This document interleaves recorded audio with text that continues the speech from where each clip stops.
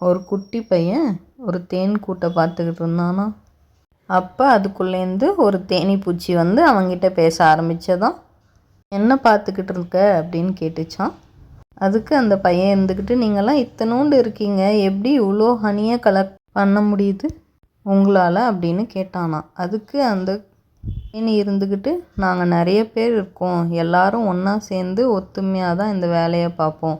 சில பேர் போய் பூலேருந்து தேன் எடுத்துகிட்டு வருவோம், சில பேர் இந்த ஹைவை மேக் பண்ணுவோம், சில பேர் நிறைய தேனீக்கள் உருவாகிறதுக்கு வழி பண்ணுவோம் அப்படின்னு சொல்லிச்சான். அதுக்கு அந்த பையன் இருந்துக்கிட்டு, ஓ அப்படியா, எல்லாரும் சேர்ந்து இருந்தால் தான் நம்மளால் ஒரு வேலையை ஈஸியாக முடிக்க முடியுமா அப்படின்னு சொல்லி, அதுக்கப்புறம் எப்பயுமே அவங்க ஃப்ரெண்ட்ஸ் கூட சேர்ந்து தான் எந்த ஒரு வேலையாக இருந்தாலுமே முடிப்பானா.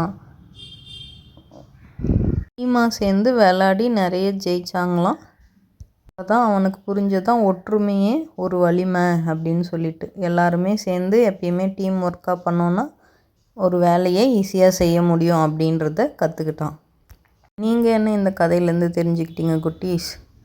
ஒற்றுமையாக எப்பயுமே ஒரு வேலையை செய்யணும்னு கற்றுக்கிட்டிங்களா? அடுத்து இன்னொரு சூப்பரான கதையோடு உங்களை மீட் பண்ணுறேன். பாய்.